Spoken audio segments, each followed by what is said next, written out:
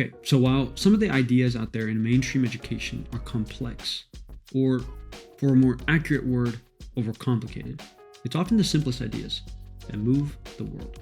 This book in my hand was written by Admiral William H. McRaven. Based on a commencement speech he gave to a graduating class, his message is simple. If you want to change the world, start off by making your bed.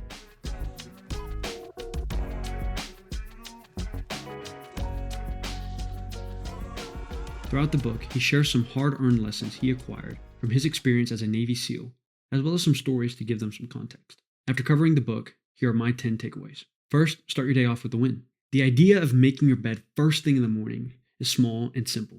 Starting your day with tiny wins helps create momentum and build discipline. Before moving on to the larger uncertainties, urgencies, and ambitions of the day, start by doing the little things right. Discipline is built brick by brick.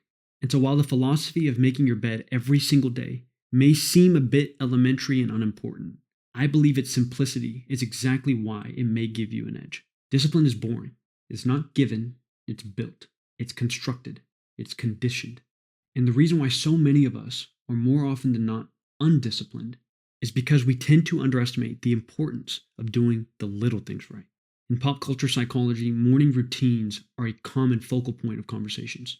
Everyone wants to know what the secret morning routine to greatness is, the billion-dollar morning routine. And so if a rumor goes around that a successful celebrity wakes up at 2 a.m. and spins in circles in the living room, it's turned into a routine, which is distributed as a lesson for the masses. And so to keep things simple, I think it's important that we declutter the mind and remove the fluff.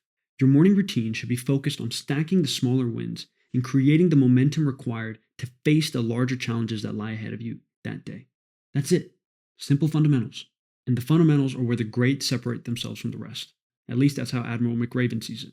But no, if you think making your bed is useless and that we should all strive to be undisciplined, then by all means, don't. Second lesson is the importance of teamwork. From the Admiral's experience, life's journeys are best traveled with others. His appreciation for teamwork was fostered through various experiences where he realized that success ultimately comes down to the performance of many, not just one individual. Championship teams separate themselves by their unity and commitment to the collective success of the organization.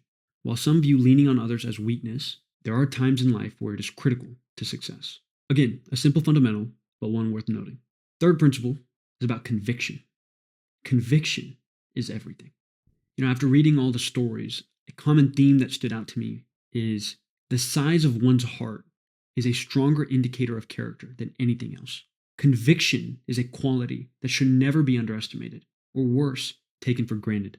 This lesson is one that I think is worth emphasizing. Talent, luck, advantages, disadvantages, they're all part of the chaos of life. But conviction is controllable. It is something we can condition and build upon. In the field, in relationships, in life, don't forget to strengthen and utilize your greatest asset, your heart, your passion and commitment to the objective. The next takeaway I had was to remember to always keep pushing forward. This may seem redundant, but it's still critical to adopt nonetheless. You only lose when you quit. Failure is a temporary pit stop, but quitting is permanent. Quitting is the acceptance of defeat. Clear, cut, and dry. So if you want to win more often, stop quitting when it gets hard. Push through. Face life's challenges head on. Take the bruises, take the hits, and turn your wounds into scars. Life is an endurance sport, and the rewards oftentimes go not to the most talented, not to the most gifted, but to the one who endures the most, to the person who can keep pushing through every obstacle thrown at them. Keep this in mind when you face your next challenge. You don't have to conquer it. You just have to endure it.